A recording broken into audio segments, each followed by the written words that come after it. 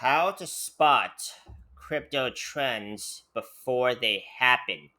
I've been pointing out this pattern over and over again, and it has been very effective because it usually reverses, and it's usually a lower risk setup that I usually look for.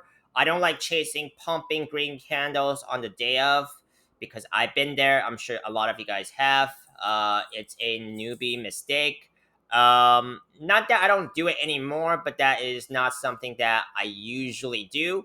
If I see a very good opportunity and you know I have like a small portion of my portfolio, I can use it to make that bet.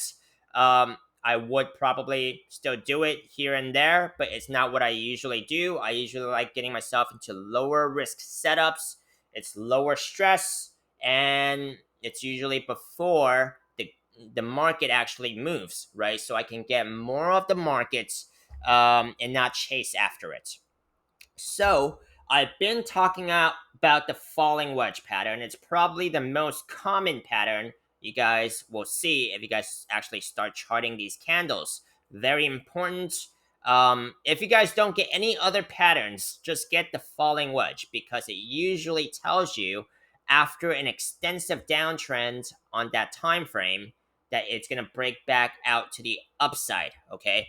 So in this case with Arbitrum, the ARB token. I've been telling you guys about this for the last couple of weeks that there was a falling wedge pattern here, right? And it usually breaks to the upside, and it did back in beginning of July. Okay, it broke to the upside. The price target for Arbitrum is above $2. Okay, so that's still a pretty significant target. However, the price target is, it's only estimate. Okay, there could be more, there could be less. Very important to be continuously charting the candles as new data comes in. Okay, um, just so you can evaluate if the price action is looking more likely to continue towards that price target. I think there's many ways to trade breakouts or even before breakouts happen and take profits. Of course, that's going to be a very important aspect of trading. Got to take the money off the table. Got to plan to take money off the table. That's a very good way to de-risk as well. Just making sure that you're profitable at the end of a certain time period, right? So Arbitrum here actually looks like it broke out to the upside. There's quite a bit of resistance, including the weekly 50 SMA at about 52 cents, right? It is at a support level right now, which is the weekly 21 SMA at about 35 cents. Let's zoom in and see if we can get any more clarity on what this price action could be doing. 4-hour time frame, another falling wedge pattern. If this one breaks to the upside, the price target would be about just right above 50 cents here.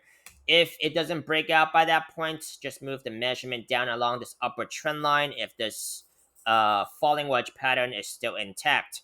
Of course, also got to consider the downside because even though falling wedges usually break to the upside, I've seen them break down as well. So just got to be, take that into consideration of part of the risk management plan, right?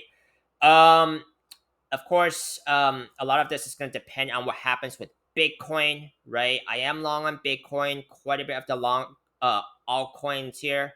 So my opinion on this market is still bullish. But I'll tell you guys when I change my opinion, right?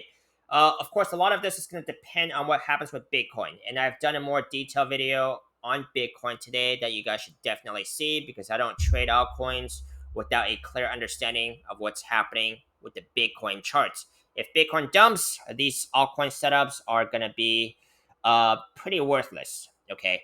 I've done a more detailed video on Bitcoin, and I'll link you guys to that after this video. So make sure to give that a watch, and I'll see you on the next one. Let me know if you guys want to see any more of Arbitrum by dropping a like, comment, subscribe, or any other altcoins in this market.